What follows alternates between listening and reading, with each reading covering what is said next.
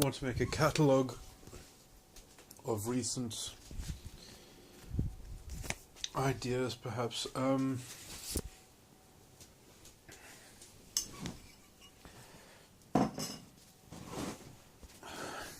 not just recent, but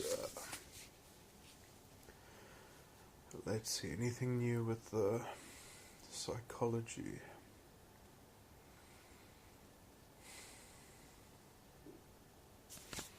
Yeah, I guess that's all just personal stuff in terms of the structure of my false ego, or the premise of it.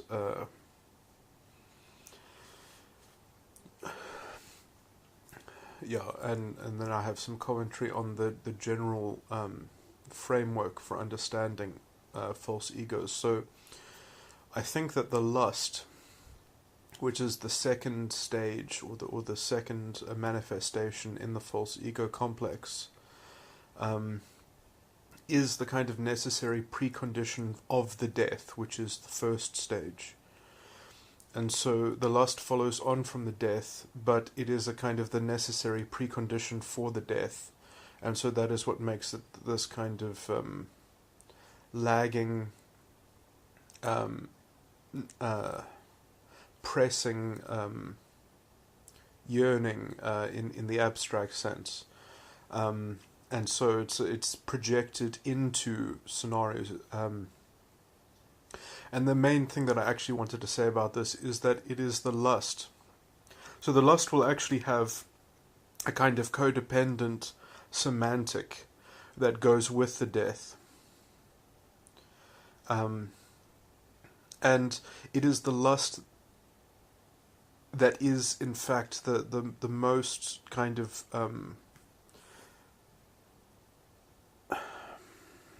the lust is the biggest limiting factor on people's ability to think. And so usually when you see people's just general capacity for that you could even call it intelligence, or just the kind of the things in which they can compute, that is almost directly filtered by the lust. So when you can see blind spots or just a general pervasive thematic filtering, whatever character of that filter, that is generally the residue or the not just, but it is directly correlated with the substance of the lust, of that semantic, and it will lead into chains. It will have a kind of chain conflating, because you see that is what is eventually causing the obscure limitation to computation in people's thinking.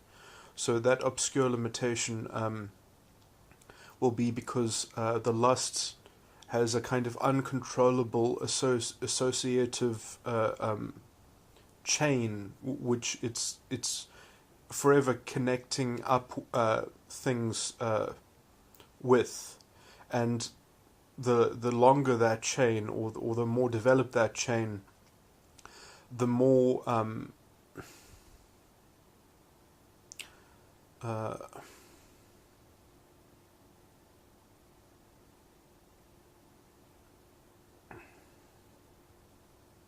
the more manifest, or at least the more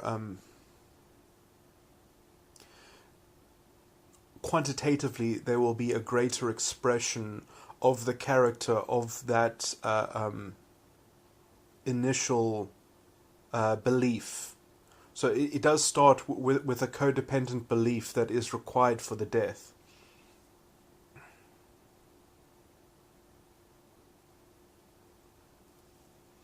So it does start with a kind of an impetus, a kind of a very core postulate. It is a fixed postulate, which then has this kind of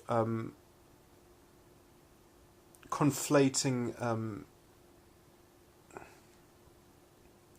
aspect, and the more it's able to conflate issues and sort of assimilate issues into into that core belief that the lust, I'm calling it a belief, but often it's just like a single postulate that is intentionally being injected into it. It's being judged into being, and I mean judged in a very technical way. Just that it's a kind of it's a rigged discerning. It's not true discerning. It's a kind of it's a slavish discerning towards the object, which ultimately is the death. This is symbolically portrayed in Revelations when it talks about the whore of Babylon who worships the beast. So it's sort of the death is the beast and the lust is the whore of Babylon. But and then I'm going to talk about the preceding structures that are based upon the lust, as the great city of Babylon rests upon the character of the whore. So the whore is almost the platform upon which the vanity, and I mean vanity in a very technical sense, subjecting the same and hope, because that conflated chain of assimilated association to that core postulate which makes up the lust becomes a field of knowledge that runs the world, like the great city of Babylon is fed by all the economy of the world, and it's filled with rich merchants and kings, and all the trade routes and the sea vessels, are satellites of that hub of structure.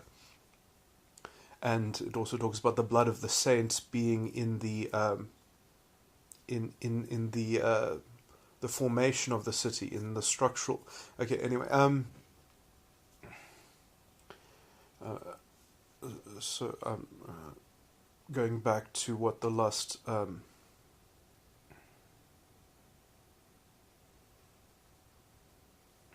The associative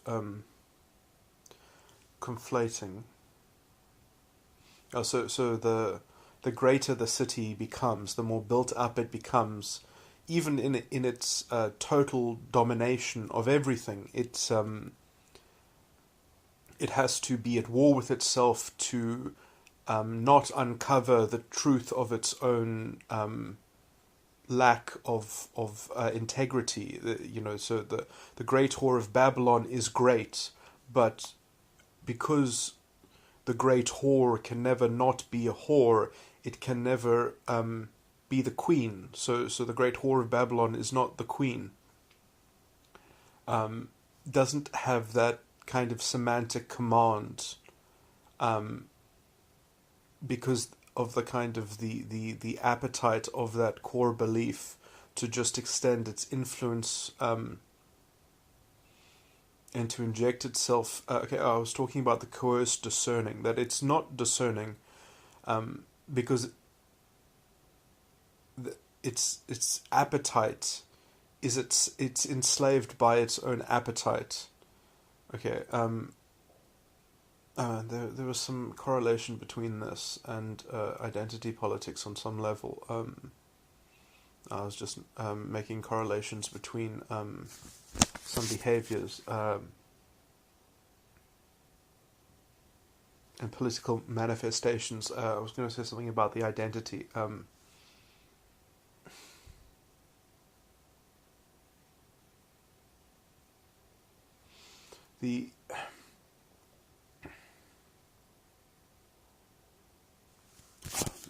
can't recall that particular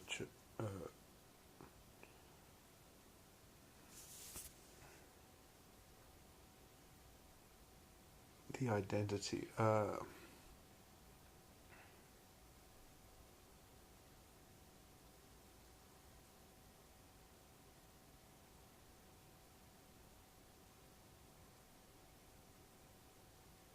Well, the identity is the concept of identity is quite indistinguishable from the concept of the beast, because the identity is conditioned by one's environment. You're sort of it's you take it from your historical narrative or whatever. So it's sort of the thing that the world offers you as mere conditions, and so it's the kind of the imprint of the flesh. And when you identify as that, it's kind of indistinguishable. But that's not the point that I wanted to make. Anyway.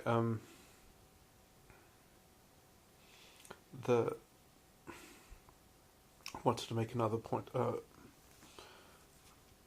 that I was seeing in identity politics.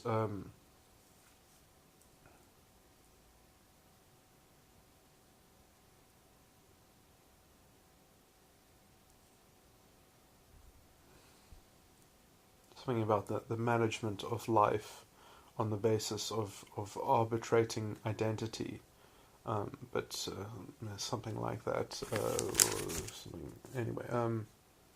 something to do with that.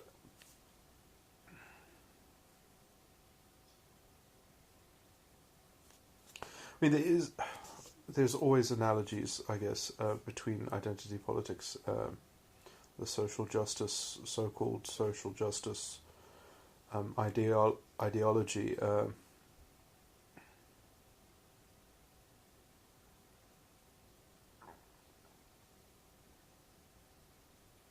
That the kind of the inconsistency that is sort of extracted from the ideology and imposed onto life is not a solution.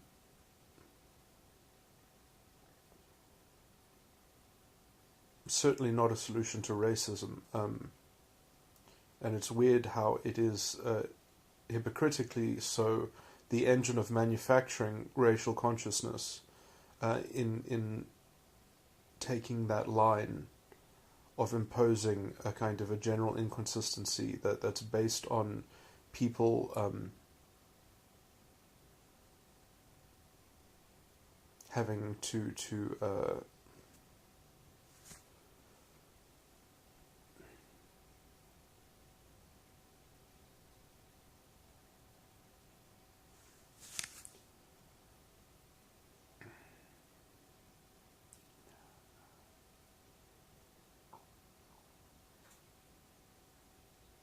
having to, I can't think of the word that means like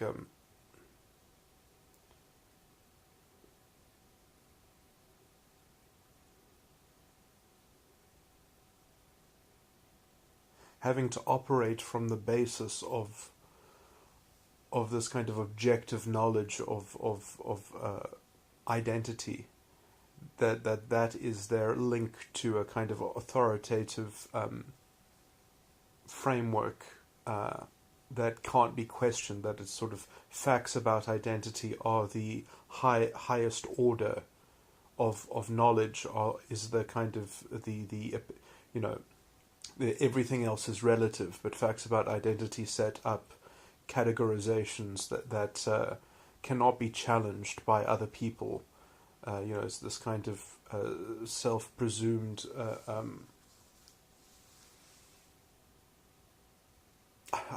it disgusts me how it is so blatantly exactly the same philosophy as the Nazis, and they think themselves to not be Nazis. It's ridiculous.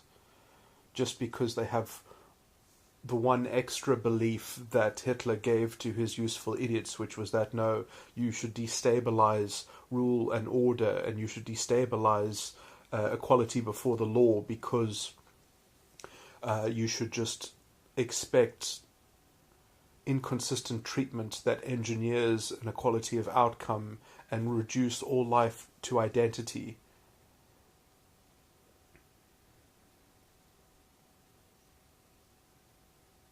That is the only entity upon which the truth rests.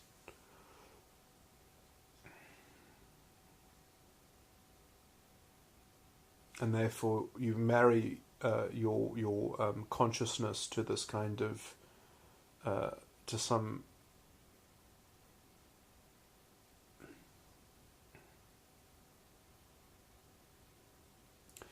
materialism of historical investment, which is so superficial that if you have to make that the center of your core of truth, to make everything fit that narrative, you have to destroy everything that is grey, everything that is a mixed fact. It has to be a black and white fact about identity, and so these groups have to be what people belong to. These categorical factions have to be what people are. It's so dehumanizing. And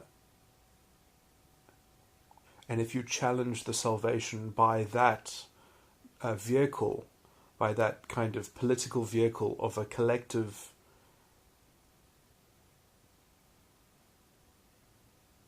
and shared borderline personality disorder, I mean, it really is this kind of,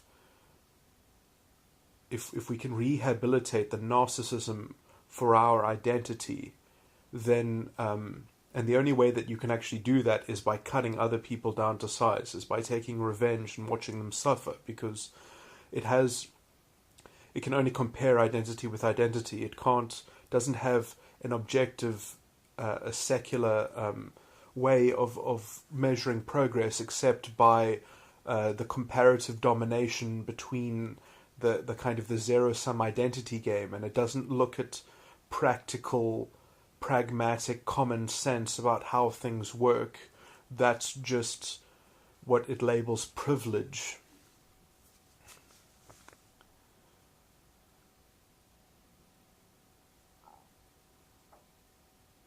And so you have this convenient way of insulating the kind of the project of narcissism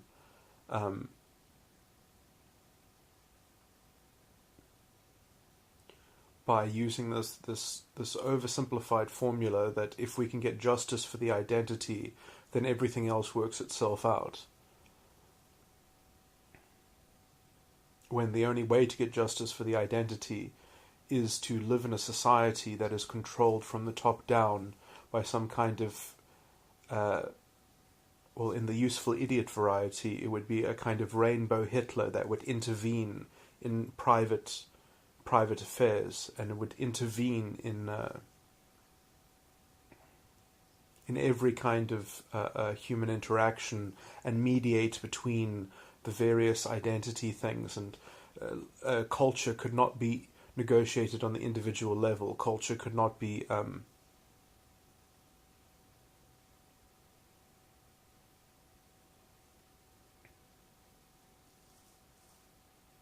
morality doesn't exist as an individual entity. In fact, individual morality is kind of just a game of, are you willing to devote yourself to this kind of a collective orthodoxy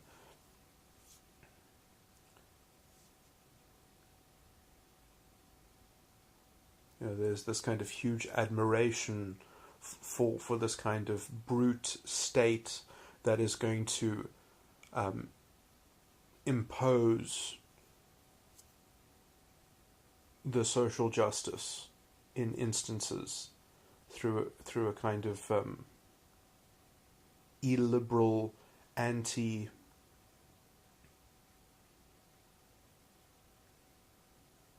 this idea that there's a kind of there's only a responsibility to the kind of tyrannical moralism that can be identified by these kind of these group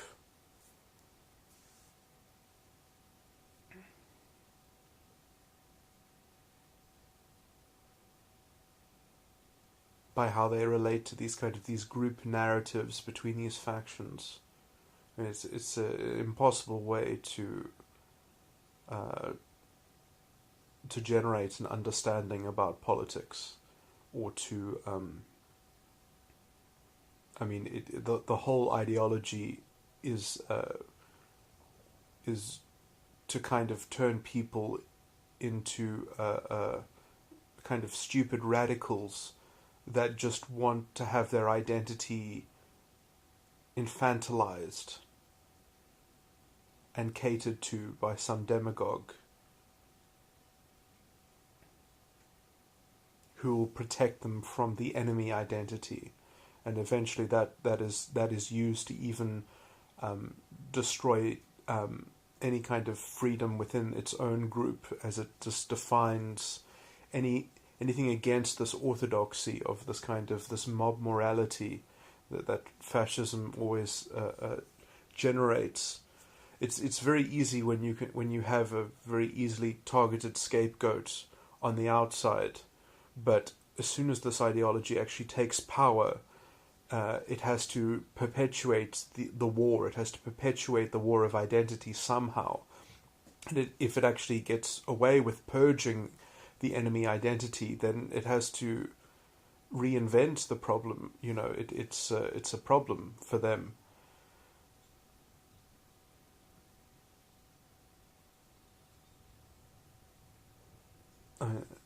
These are the worst kinds of abysmal cultures of backwards thinking that keep their own people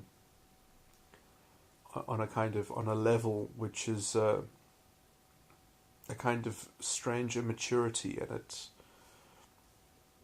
basically just promotes certain personality types that are really the worst personality types to ever have power and authority over other people.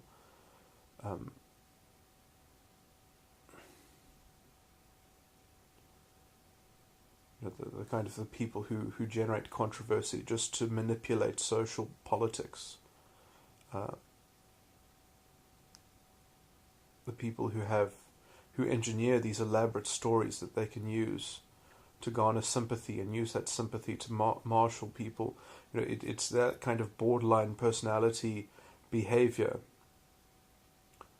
that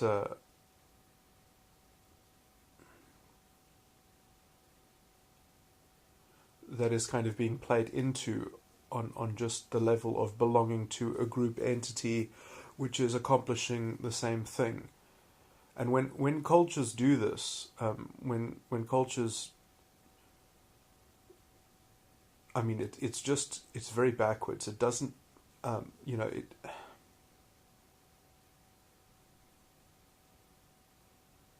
because they can kind of operate in the context of war, which already makes them inherently unstable to some level. And there are different cultures and languages in which different things are happening. But generally speaking, this sort of if this is the kind of the general flavor of let's say the dominant culture,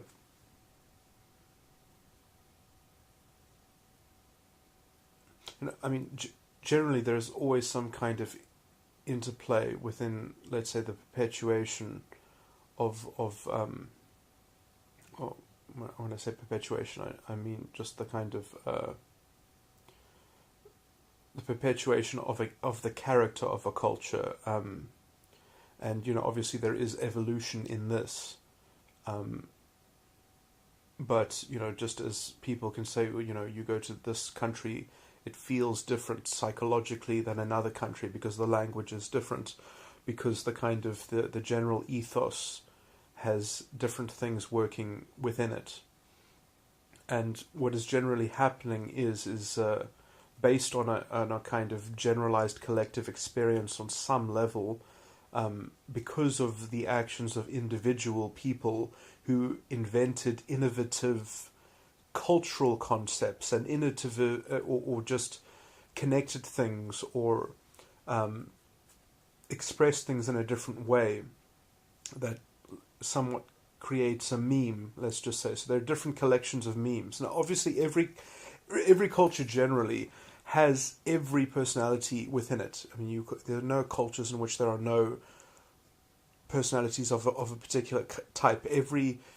So there's a kind of, but the general cultural expression of these things are, generally speaking, limited by the ability of the individual to develop within the language, within the current set of cultural resources, to express a new idea, and within, let's say, the machinery which already exists, which is already operating, which creates a kind of momentum, which to some or various other degrees is going to be harder to overcome that momentum. Now, the kind of the fascistic culture, you just look at Germany, let's say recently, that took over. It only took 20% of the population. Only 20% of Germans actually believed in the stuff, were actually the kind of Nazi followers that Hitler was talking directly to. There were only 20%. And that's about right, because there are only going to be about 20% of any population that falls in one, to use an approximate typology, is going to be in one quadrant. So there are only 20% of the population that are the type of intuitive feelers, the type of beta quadra personalities that are going to buy into the social politics, are going to buy into that conception. Then you can get about 40% to sympathize with you. You can get a large part of the population that will go along with it until they see that it becomes a train wreck. But by that time, it's too late. So the 20% are the true believers. They can destabilize the country. And they can even get the other people to help them destabilize the country. And then the people who sympathize with them, because it's very easy to sympathize with beta quadra people. When they are the underdog, they can sell their story very easily. They can be very believable. They can engineer events like you cannot believe. They are Machiavellian in tailoring the news. And I mean this on a small scale, just in terms of people's friend circles or whatever. But then when they actually get in power, then you see the character of their mercurial character very quickly. You see basically that it's just brute manipulation, that where they use themselves as a puppet to engage in certain drama, to then use that as propaganda, effectively, to marshal people and force people to comply with their narrative.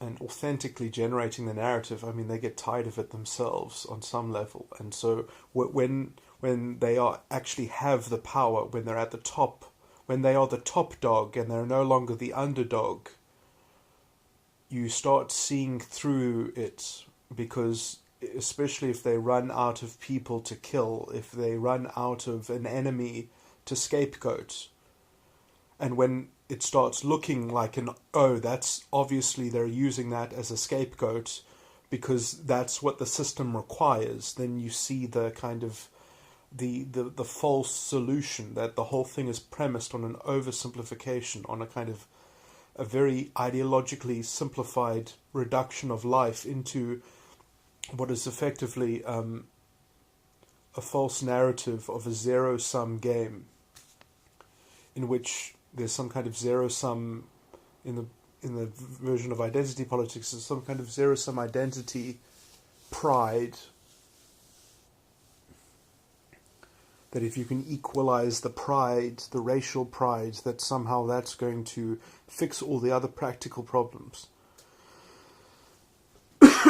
And it's a wonderful excuse to not have to deal with the problems head on, while strong, tyrannical people who represent the pride of the identity that deserves redress gets to kind of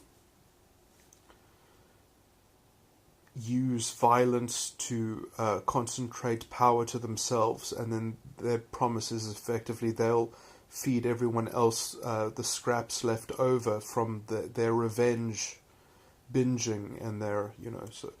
But so that they're taking revenge on behalf of their collective, and so it'll feel so good that there's this kind of vicarious redemption in that kind of revenge politics,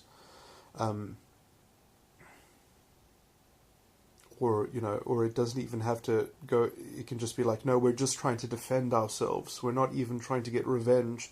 We just want protection from the cultural influences and the they're just trying to be this kind of puritanical. We don't want to engage in cultural appropriation. We don't want to be forced to have to appropriate other things.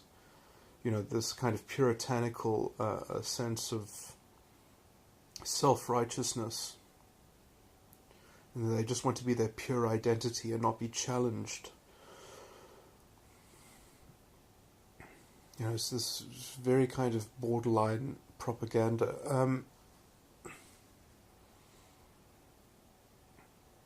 I was going to make two other points.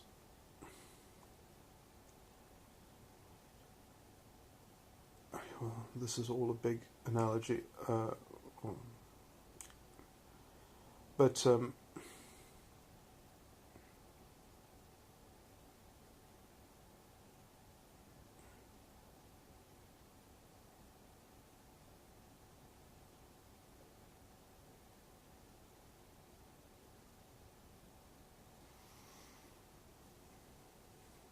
yeah.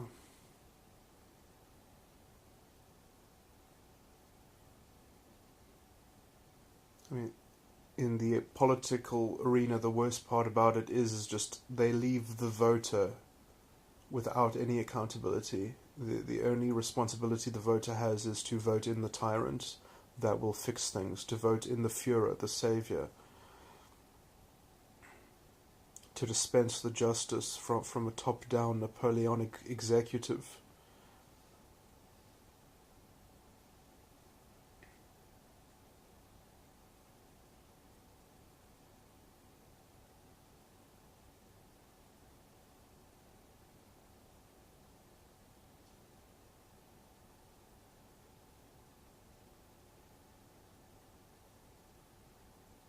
Hollowing out the substantive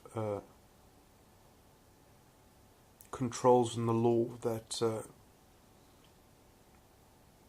honor individual morality, and the exercise of that just kind of gets steamrolled over by this very technically hollowed out copy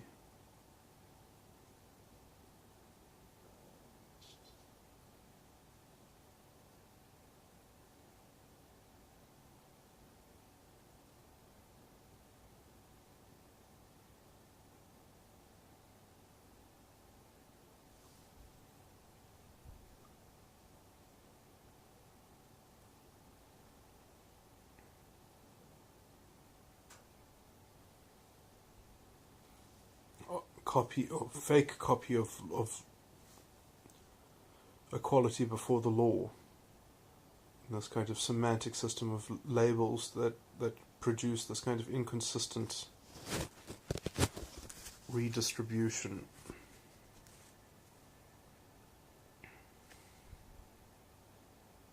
Based on identity.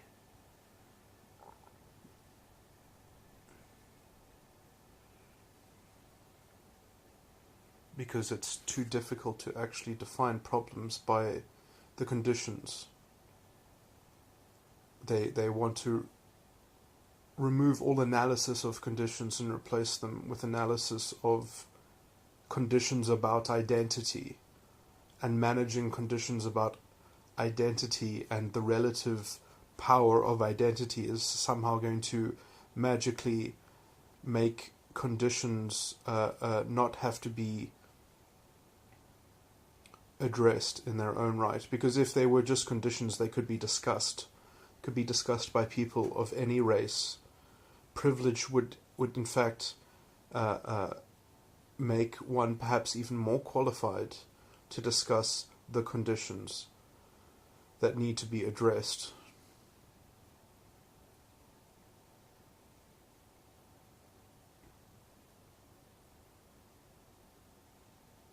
But the emotional logic of revenge is just too easy a shortcut, even with its toxic racial consciousness that it leaves in its wake, to prop up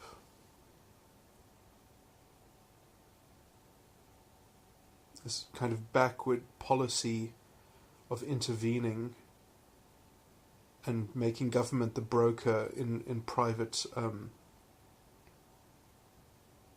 interactions, all private interactions, instead of government playing a supportive role of trying to bridge private interactions by a kind of indirect support of trying to ask people what would make connecting these things up more possible, that we can generate those things instead of mandating and coercing these things.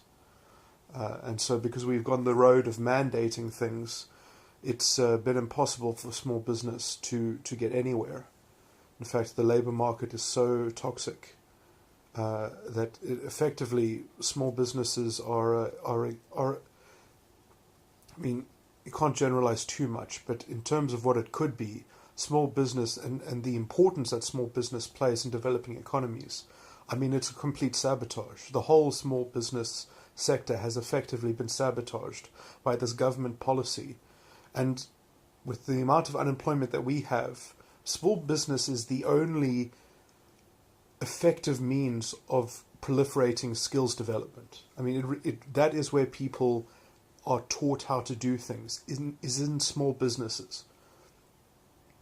The small businesses are the entities that take on people that have no skills. Big businesses do not do this. And so we've got a system that is ideologically set up to create a kind of class of people that have received special benefits by forcing an inconsistent industry standard which promotes tokenism, headhunting. I mean, serious black professionals won't tolerate this. They leave the country. They don't want to be looked at like they got their job because of some kind of government policy. It is corrosive to the concept of integrity. It is corrosive to the concept of individual integrity. When you destroy individual integrity from a policy standpoint, like the South African government has, the only thing that is left is to create a kind of fake group integrity of the identity and a kind of pseudo-religion around this racial identity that must be what justifies this kind of toxic coercion. And that is exactly what has happened. You've got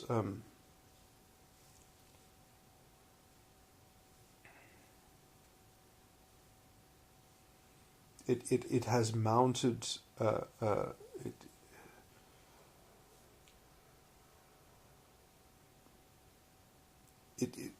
it has fermented a growing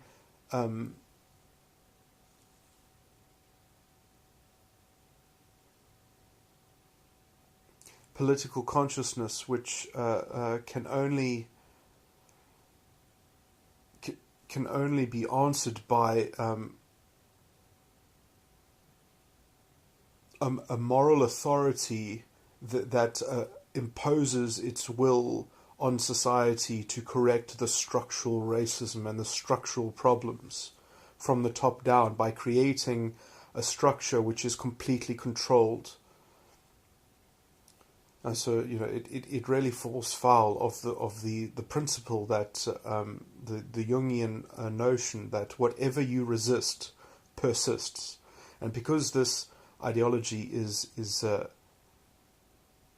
concentrated on resisting something, it is that thing itself. It has actually, it is the ideological, and it just defines itself as, oh, well, we're counter racism. So we are countering racism. So of course we need to control the system from the top down. That's the only way. We must just become the thing that we supposedly criticize, because we criticize the thing. Yeah, okay, well, just trying to make the point that their criticism is not. It's only ideologically true in their very presumed set of objective facts, that identity is the operative level upon which everything happens. It is the operative level of explanation. It is the fundamental definition of experience, and it's fucking racism. It's racism that calls itself anti-racism. They should really have stopped using this word racism. They should have used the word racialism. This disgusting racialism. This racist racialism.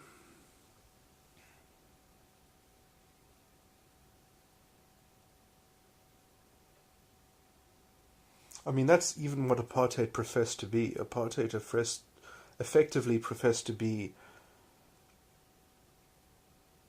non-racial racialism, because it didn't want the races to mix. So they believed in essential racialism, and then they wanted it. They also said that they were non-racist, but you can't be a racialist and be not racist. It's fucking impossible. That one guy, what's his name? He's got a rapper name now. I'm very bad with names and celebrities. Just made a song called "This Is America." He's Childish Gambino, I think is his name. Is his rapper name. But I mean, he had, in a radio interview, he actually said, "Yeah, no, I need to eventually marry someone who is racist like me."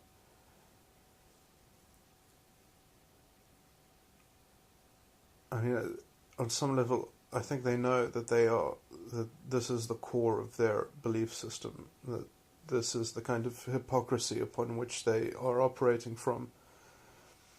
But it's true, because they feel it in their body. They feel everyone is looking at them as a reflection of the history of their own identity, and the identity politics. I mean, this is the spirit of fascism. This is the fascist conception of you are just an insect of your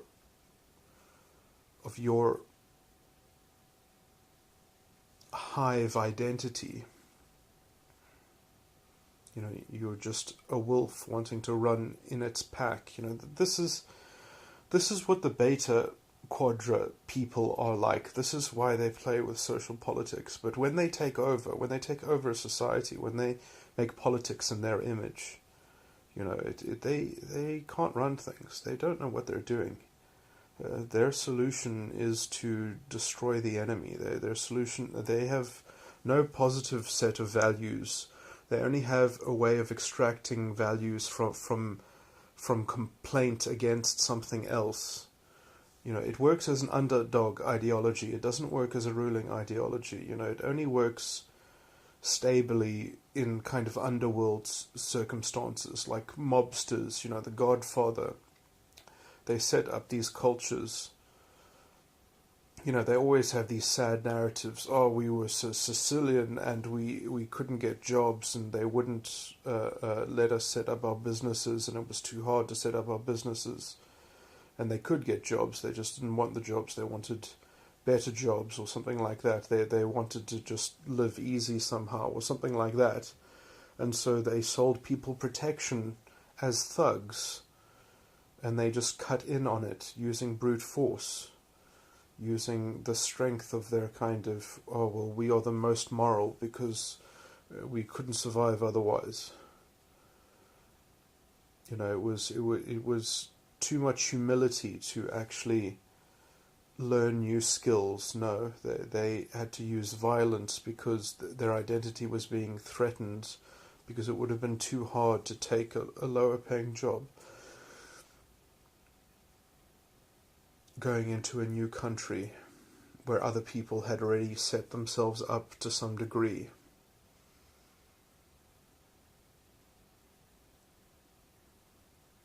Now, that is a kind of stable thing when you're a mob boss, when you're kind of the godfather, because you live in the underworld and you've always got this kind of, you're always surrounded by a greater city or something like that. You're always you're kind of, I mean, it is the definition of some kind of parasitism. You know, it is the ideology of a parasite. But when it actually takes over a country, when it actually becomes a Hitler in power, I mean, it doesn't work well. It doesn't even function ideologically well when it is responsible fully for its own consequences, which is why it always generates rhetoric that it's not responsible, that they are the effects of generations of problems, that they are the effects of hundreds of years. You know, they are fighting history and they are the underdog against history. And it's very hard to believe when you politically have power, when you have taken over.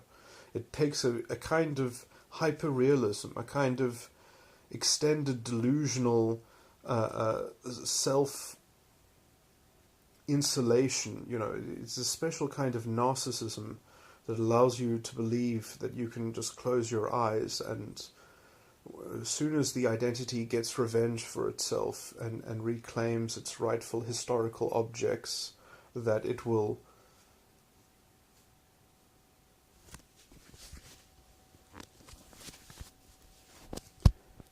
have one less problem to solve, or something like that. I mean, it's an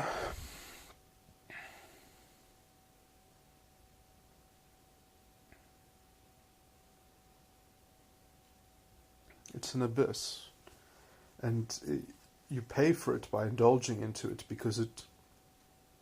I mean, the Germans, I think, still have not recovered culturally.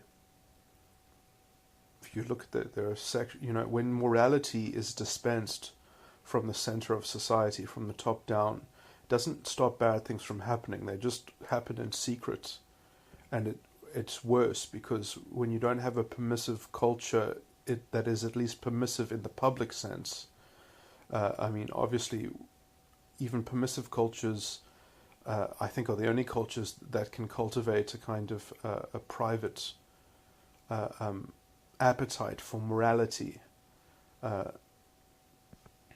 because if it's just expected of you, and if it's administered upon you, how can you generate the understanding of real morality when it's just superficially bought into and enforced? You know, there's no. Essentially, you turn back the clock. You dumb down a culture tremendously. You make it incredibly difficult to.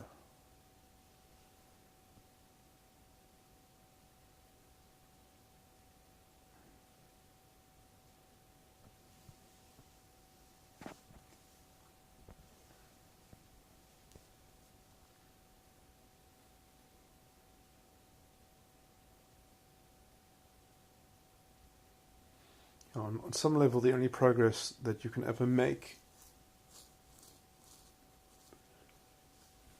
is by developing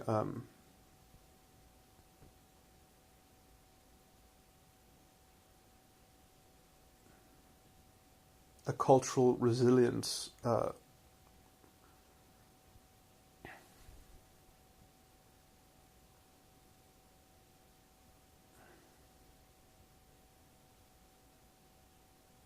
that is tested against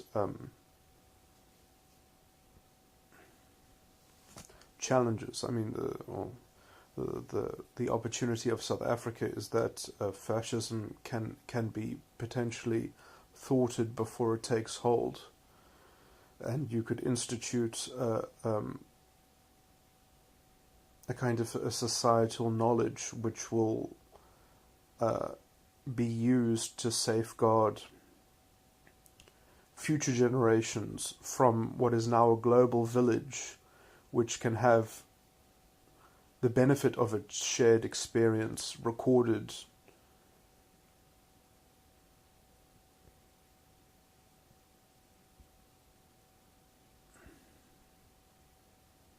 because the record of Nazi Germany, they didn't have the media that we have now in terms of the electronic discourse and things like that.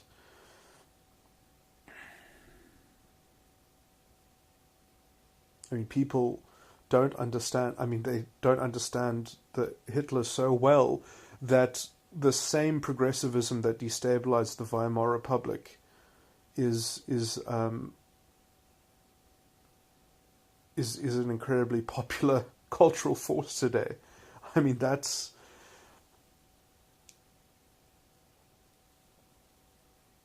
I mean, these things are slightly cyclical, but I think things have been increasingly getting more toxic. I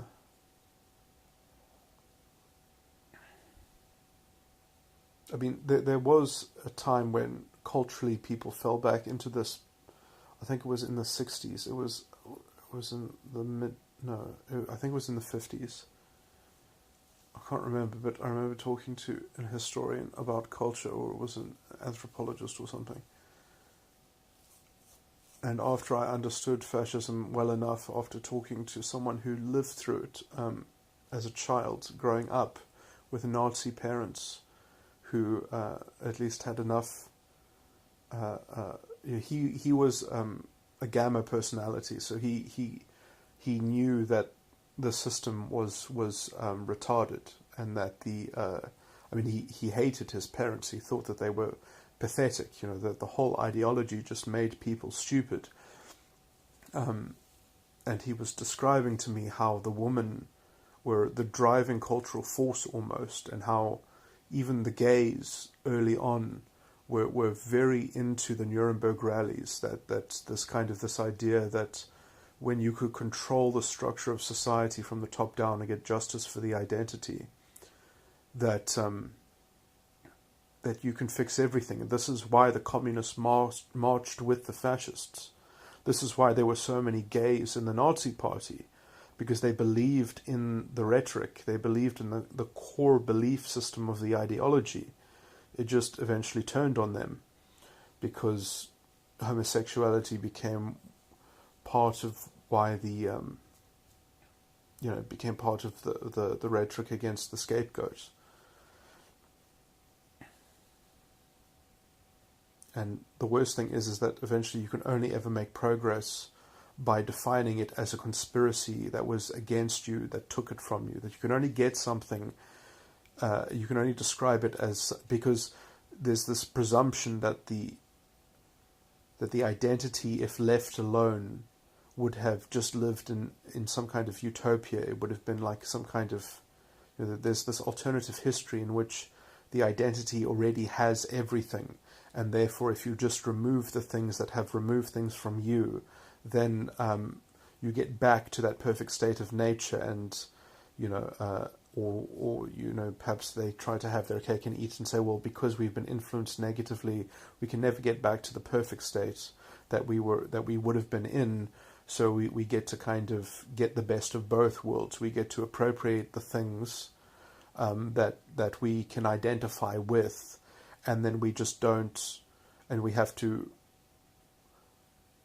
destroy the racism that makes it hard for us to have our fascist pride in our racial identity, in creating our brand of civilization, in which we make something and say that is the proof of our identity. It's a very strange form of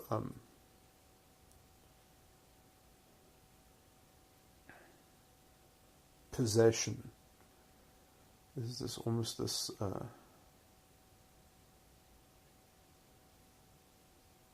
okay, well, anyway, this has gone on long enough, and it's just centered around politics now, but I did want to make did want to make one other point at least that was pressing on me, which was a slightly new idea, I guess, if I can remember it now.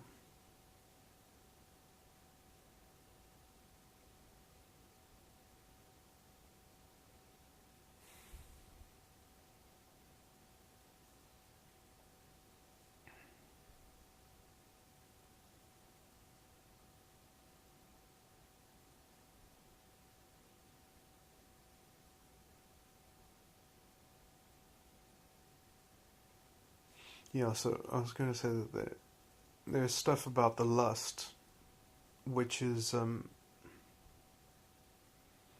whatever that postulate that is the core of the lust, the semantic character of that postulate, because it is like a virus, it replicates itself, it starts taking over everything. But however it is structured, it, in its most abstract thematic way of parsing that core postulate.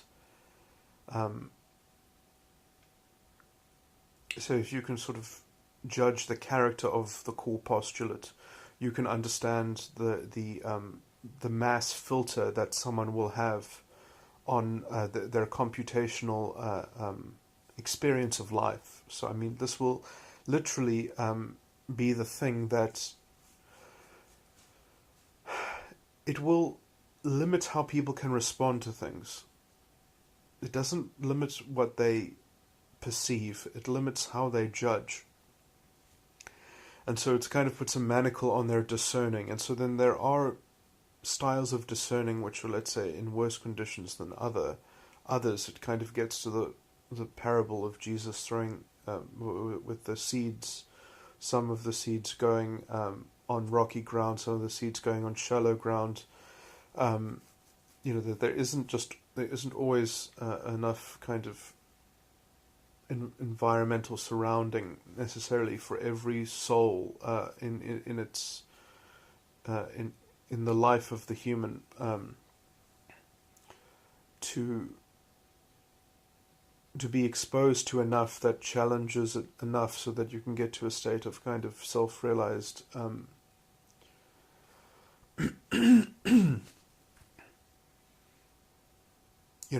mean, essentially it's anyone could become saved, anyone could become self-realized, but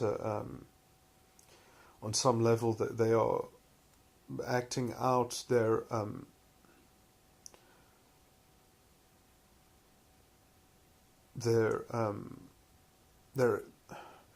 lives are an expression in some way of their purpose, of their own chosen purpose. And you have to get to the point where you can understand that you're doing that you're choosing your own purpose and then acting off of it, and then you're getting consequences from that, and then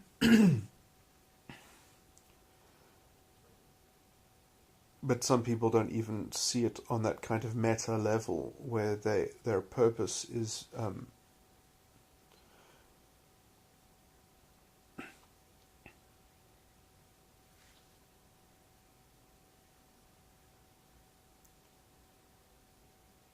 where they are discerning between different possible purposes, let's just say, and that's a very kind of lofty philosophical concept at the highest level, on some level, that it's what is the greatest purpose in a kind of abstract way, in a, how does the truth relate to my purpose? How do I access the truth? These sorts of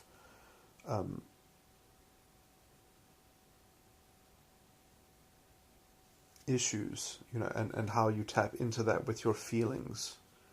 How does the truth and feeling correspond and interrelate?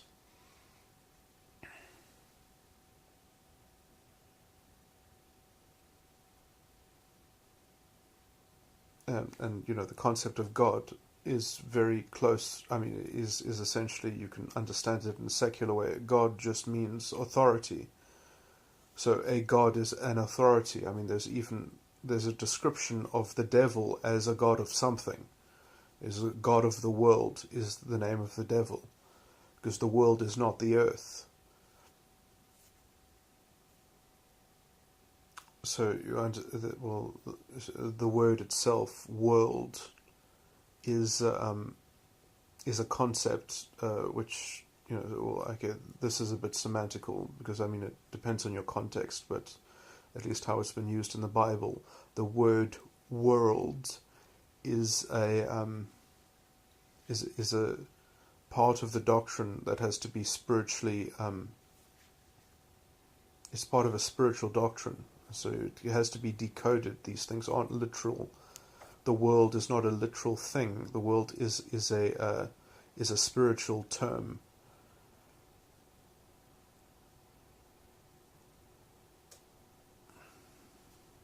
It's funny.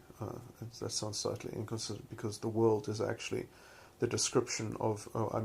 To be technical, it's a description of temporal facts. So a temporal fact is part of the world, but it's not literal.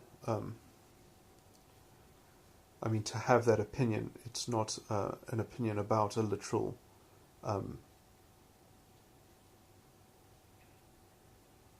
Even the word literal, it's so thin. It carries such little weight.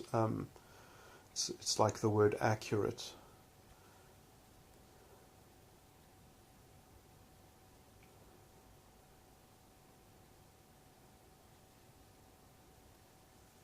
There are degrees in all things.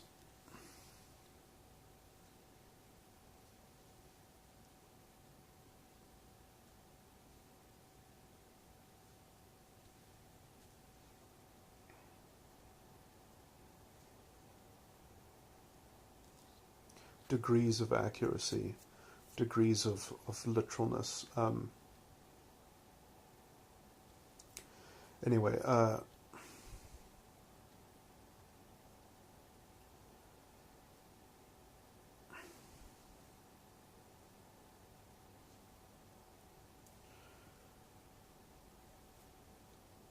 why did I get onto the Bible?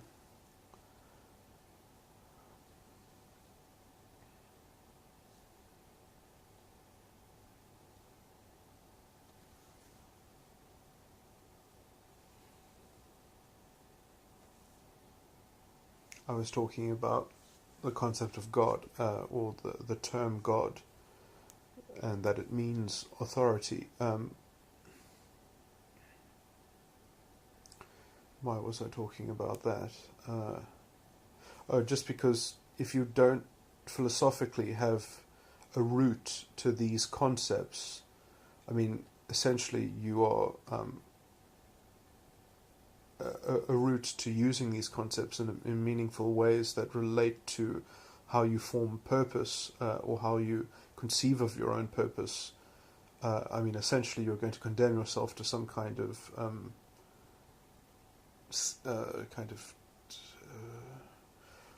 what's a good word that I used? Because the whole skepticism. What did I say was the other side of the coin of skepticism? I think I've made this term. I haven't seen. Well, might be other people who have started using it after me, but I still haven't seen people talk about it. But what did I say? Skepticism. The other side of the coin of skepticism is epistemological pluralism.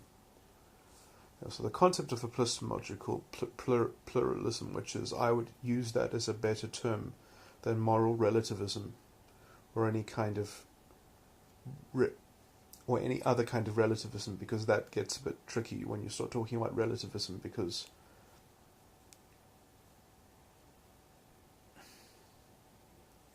whether you conceive of yourself as the object or the subject, relativism takes on an almost inverse character. And you can often there are some things that I would even describe as relativistic, which at a very core fundamental level, which doesn't threaten anything. So I would rather say that the problem is epistemological pluralism, of which moral relativism is a species of, and that is really the problem that skepticism is. Skepticism is also a form of epistemological pluralism, and that is in fact how you should criticize it. You shouldn't. You can get into very stupid discussions with skeptics, because essentially they want to be in charge of telling you what things mean and what semantics mean, what other semantics, and they've got this whole system of semantics which you're not allowed, which they have to agree to everything around that. And then your job as someone challenging the skeptic is you have to give them a why that breaks their what, but you can't use what's. You can't talk about what things mean. That belongs to them. You have to get them to agree using their system, which cannot change, about what things mean.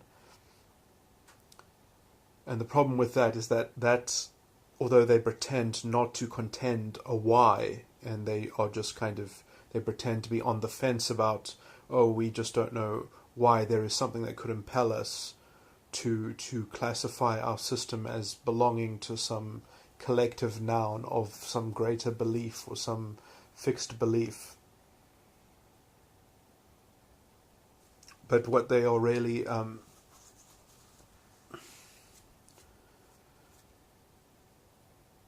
perpetrating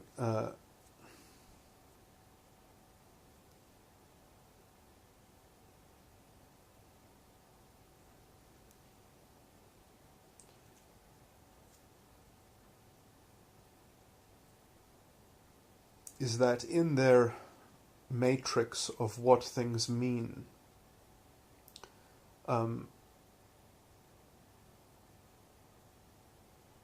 they are making the claim that it is valid for them, or it is reasonable for them, or it is even possibly conceivable for them. And I think that there is a level of self-delusion in this. And yes, on a side note, the only way to defeat a skeptic is to essentially make what they would probably label as an ad hominem. You have to attack the position, but you don't have to necessarily. But you have to attack the position. You don't necessarily have to attack them, but you have to attack the position as being a paper tiger. You have to be aggressive. You have to challenge it directly. And it essentially cannot defend itself, because then it has to form a why. It has to step a foot into why, and if they're clever enough, they won't threaten their position by doing that. They will say, no, you just haven't done enough. You haven't propitiated me to the point of stepping into the realm of why and having to set up a why semantic that's going to order, and that's going to put my what semantics into a particular hierarchy. We're not going to get something like the fourth segment of the greater divided line. We're not going to get into the greater of the greater. That's what they're immune to.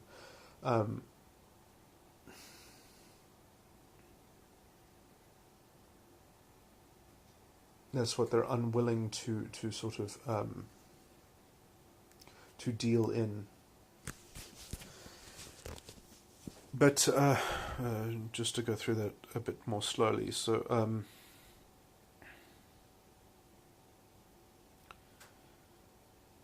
they will resist defending themselves or defending their position, and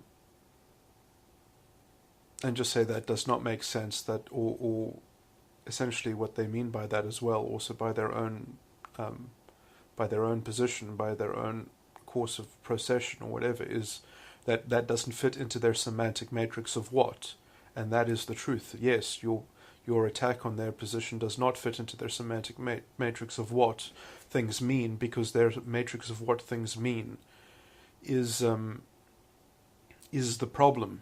That is the thing that is keeping them on this perpetual on the fenceness of why you cannot venture into setting up a kind of a moral paradigm that isn't relativistic. Okay, I guess that's in the case of moral skepticism. I mean, in the case of solipsism, you have, or let's say, well, I'm just trying. If I would describe, okay, well, if they were epistemological skeptics, I think on some level they would probably be philosophically a solipsist, then something like that.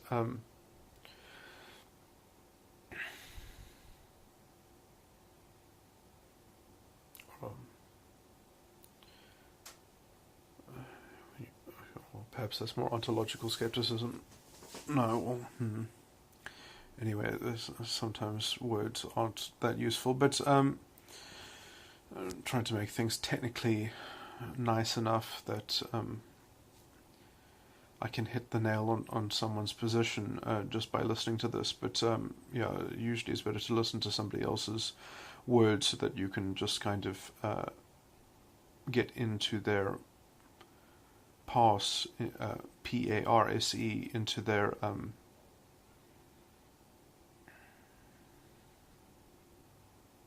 usage. But okay.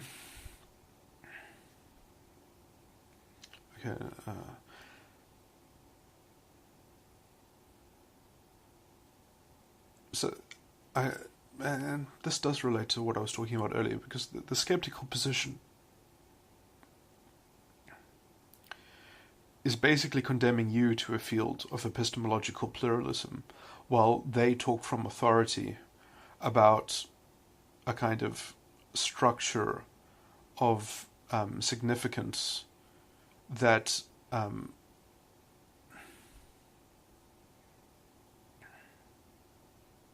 does not permit certain types of claims or whatever, and then they can keep on positing doubts against what you say, but they're not refutations, they're doubts. So you see, you've got this sort of endless stream of complaints, and it's like, well, yes, I'm going to be undecided until these complaints are dispelled. That's their position.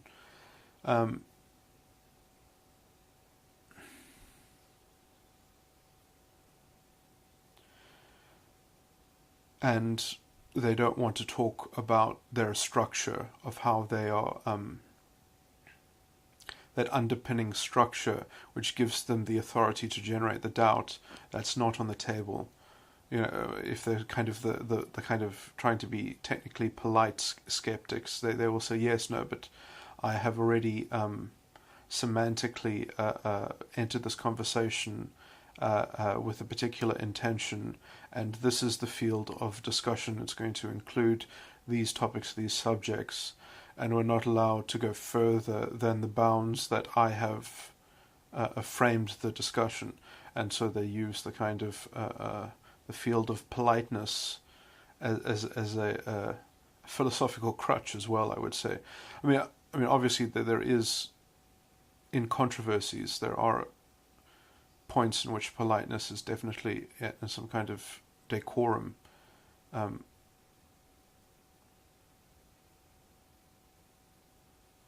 I just use the wrong word?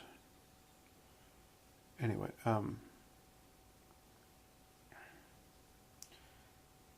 is, why does that sound like the wrong word? Anyway, is useful in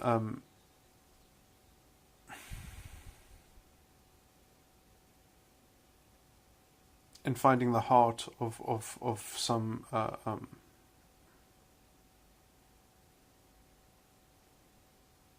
I mean, yeah, all these things can generally be novated in discussion anyway by renegotiating boundaries and limits, and doing it explicitly and openly and asking up front, but and then perhaps backing up the question with a substantiation in which you can give a kind of prelude as to the possibility that would open, which the the current setting is not amenable to accessing. But I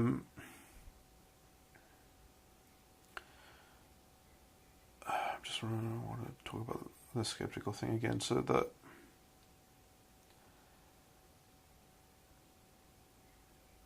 the skeptical position has a kind of pseudo authority in that it imposes epistemological pluralism into the field, and you cannot challenge. You're sort of generally some precondition of their discussion will be depending on the fact that that cannot even be challenged.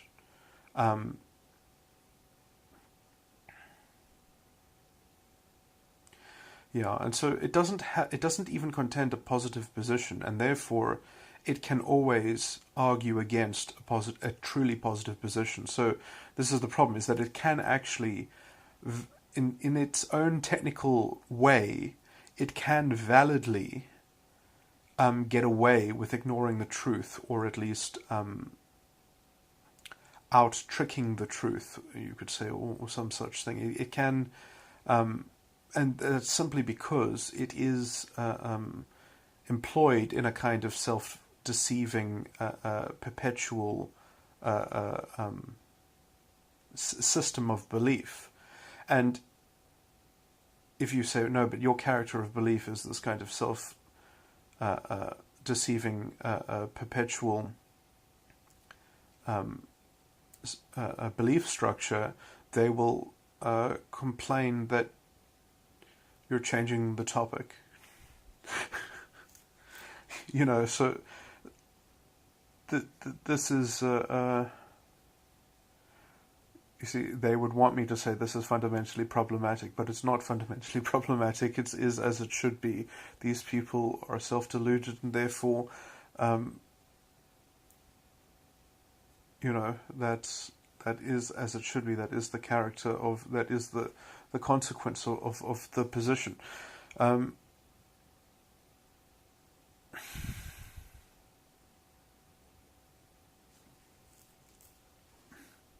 And this is itself a metaphor for everything in life. This is itself a metaphor for people's ideologies, their actions.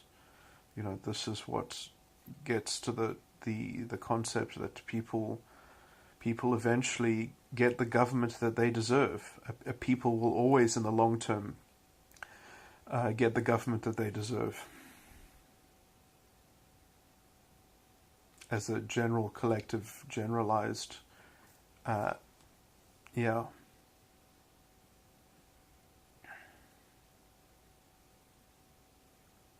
And so therefore the only progress that one can make is actually on the individual scale, in terms of individual acquirement or acquiring of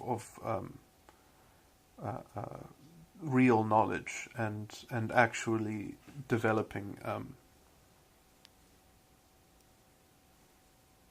transforming the spirit and the consciousness in a way that is actually of real strength. There's no way around these things. There's no way around the work that one has to do on the self, or the work that one has to do with the self, rather.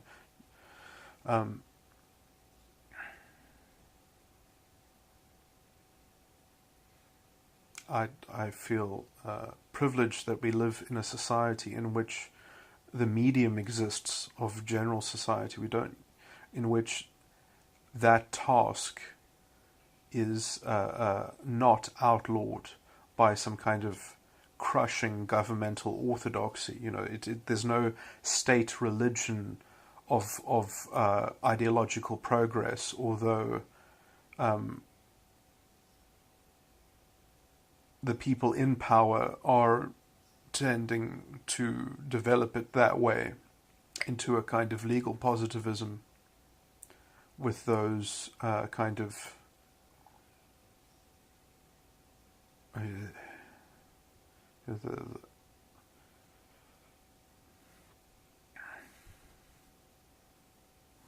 the Nazi state was run on a legal level in a way in which some of the the proposed changes in this country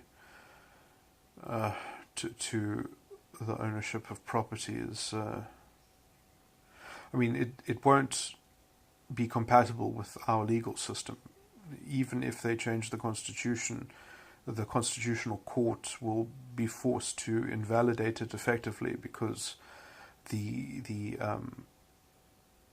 legal structure,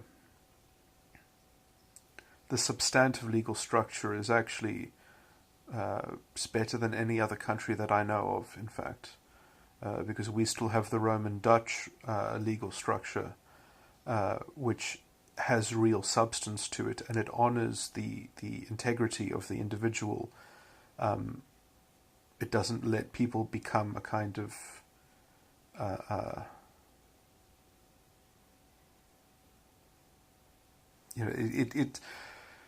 if legal positivism is going to generate a Napoleonic system of hollowed out moral authority that the executive administers upon society,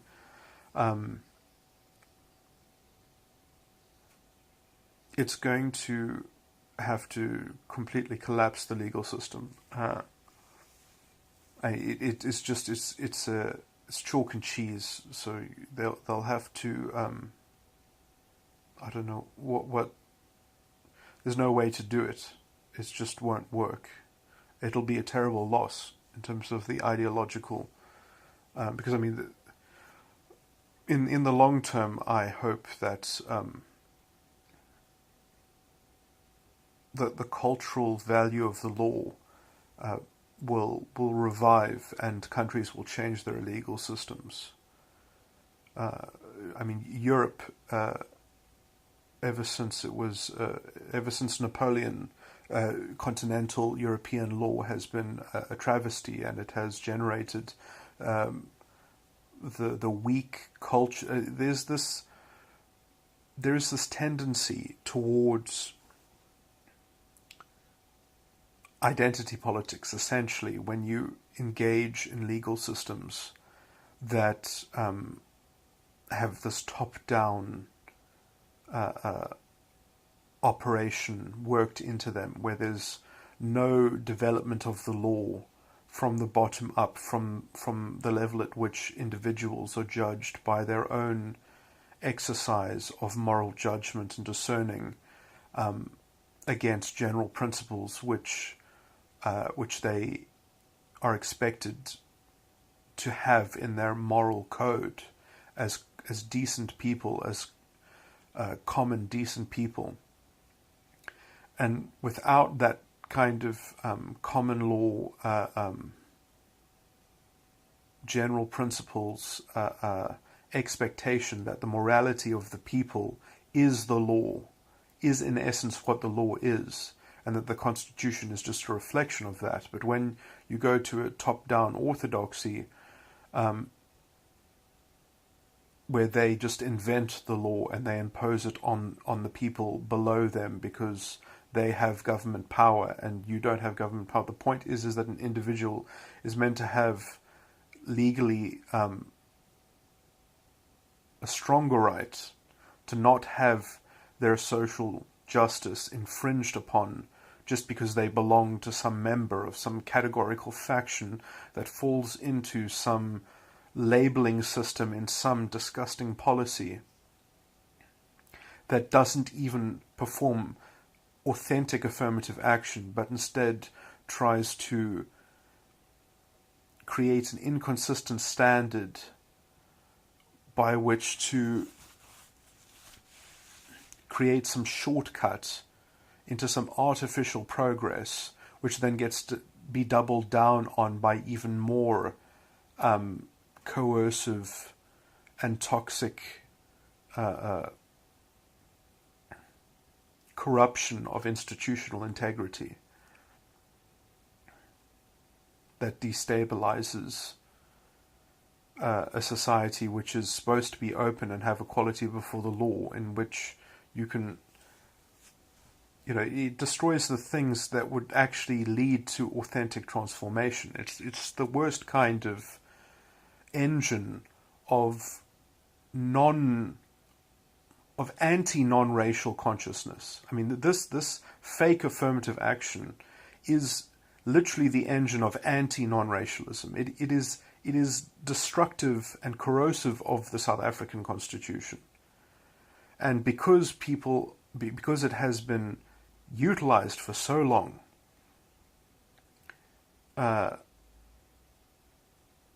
obviously you're going to get the worst elements, wanting to effectively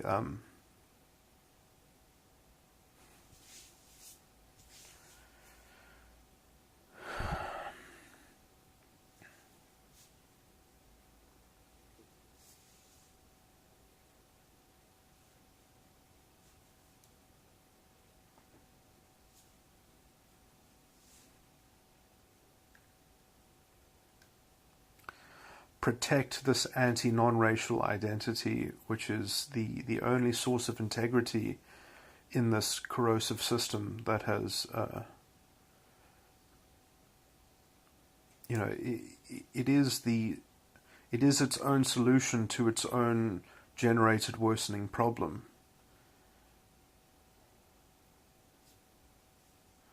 On the very basis that it is a betrayal of the South African Constitution, might have to break up the provinces into separate entities, so at least the whole country doesn't have to go fascist.